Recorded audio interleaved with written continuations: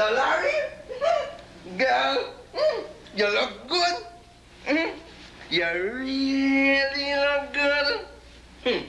Guyana food and climate do a lot of wonders for you. Mustafa, I just had to get out of this America and go to Guyana, which removed a lot of stress from my life. Sit down, sit down. Look like Guyana removed a lot of wrinkles from your face too. You can try some coffee, tea, or some juice. Or I got some sorrel drink I made since last Christmas. I got some in a bottle. It's so strong it tastes like rum now. No, Mustafa, okay. Look, I'm in a hurry. I just come to drop off this package that your cousin Mango sent. It got pepper sauce, rum, and a letter inside there. I hope this pepper sauce and rum make in Guyana. The last time he sent me a jacket make in America. That's because you sent he the old jacket. And you wouldn't even take out the tag that said Mustafa, security guard. He shouldn't insult me like that. At least I send he a jacket and he have a jacket to wear. I walking around shivering in this cold. I should have. He also sent you some apples, but I give it to a homeless person. How you could do that, Dularie? Eh? How you could give me golden apples to a homeless person? Where a homeless man been when I plant the golden apple tree in my backyard, eh? Oh, long me mouth craving for taste of my own golden apple tree. And now you got me golden apple and you go take them and give a homeless man? Who is this important homeless person? Your family, eh? I should have bring them apples and get you more upset.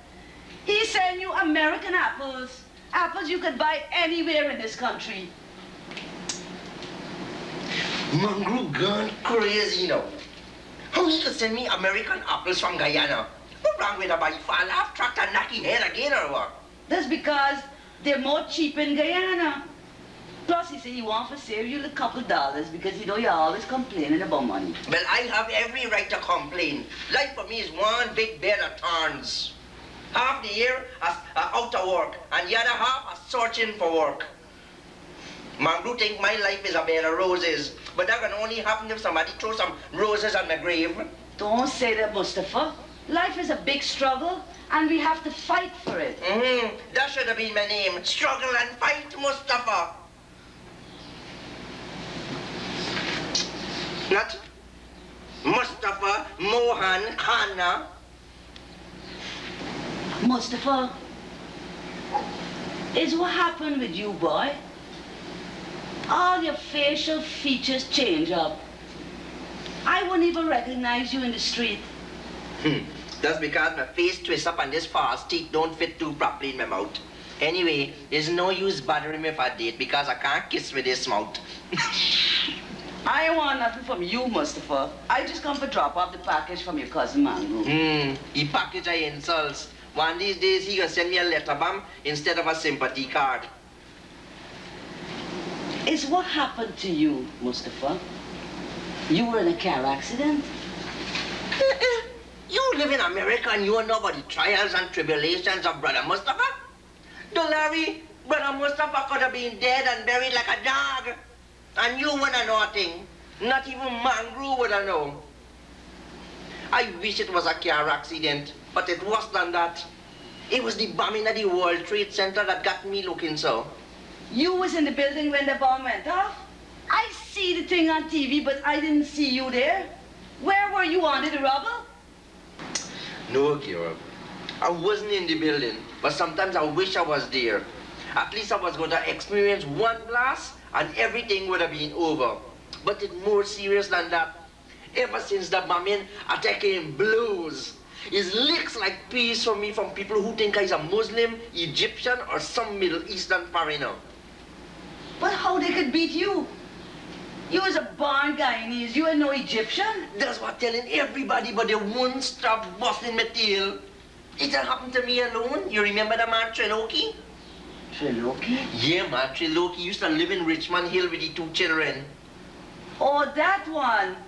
He's the man who got a daughter who the star Creole is in an American accent and English in a Puerto Rican accent. That's the same girl. As soon as she crossed immigration, she tongue take on a different sort of change, a different twist. You would swear that she born in New York. Who boo New York?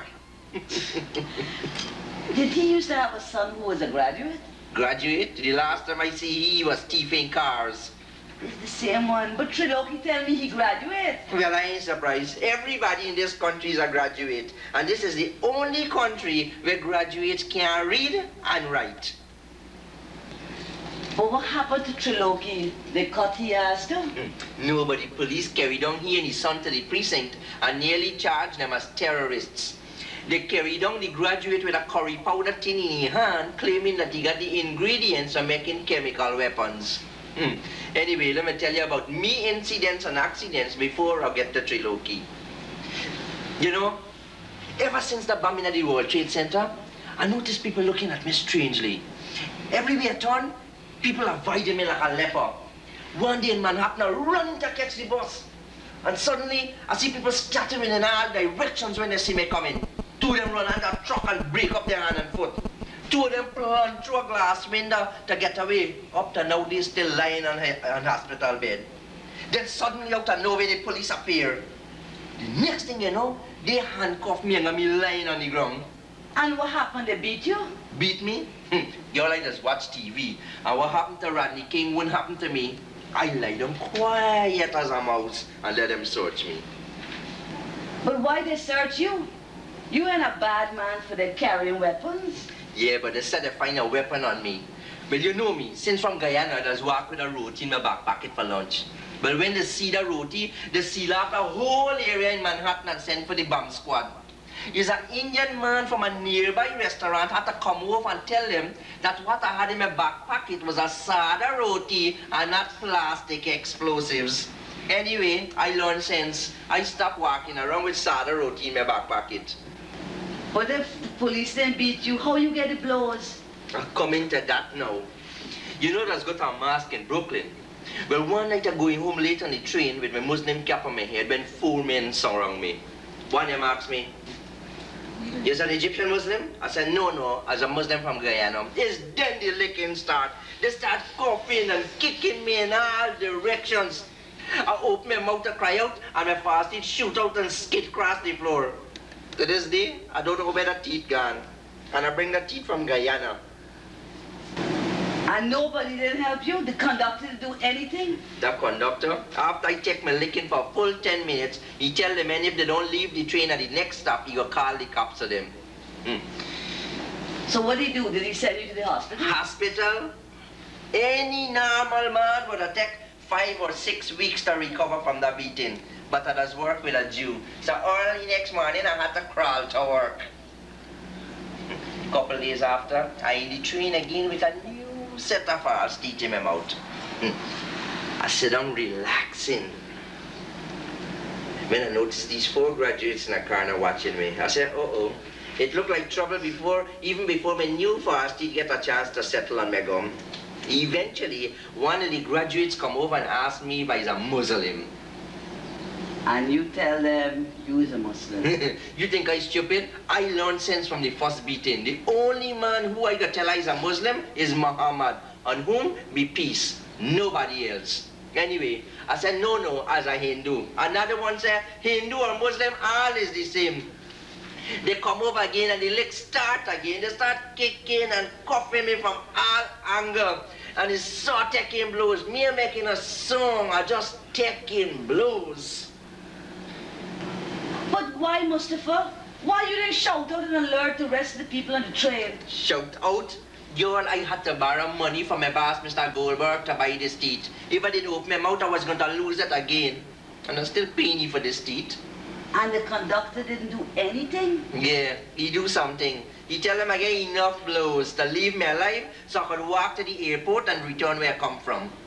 Boy, Mustafa, you could take a lot of licks. You got a lot of stamina for blows. The licks ain't done yet. I get more after that. One day, Mr. Goldberg asked me to walk late. So I tell you, I'm frightened to walk late after them 2 beatings. He tell me if I didn't walk late, he's gonna take back the false teeth and lock it up in his safe. I still paying him for this teeth, so I had to do what he said. You didn't expect me to walk around the city with my face mashed up like a soursop. Why didn't let him send you home in a taxi? You forget I tell you that Mr. Goldberg is a Jew. Anyway, When I finish work, I go up to the office and ask if he could lend me a yarmulke. You know the little cap the Jews does wear? I figure if I wear a yarmulke, nobody would take me for a Muslim. So he said, okay, he take off the yarmulke and lend me, but he said, if you damage it, I'm gonna have to make you a new one. I tell you about my boss, Mr. Goldberg. You can just tell me that the man is a Jew. Yeah, but I tell you about the head. Mr. Goldberg head so big, it does take 2 barbers to cut the hair.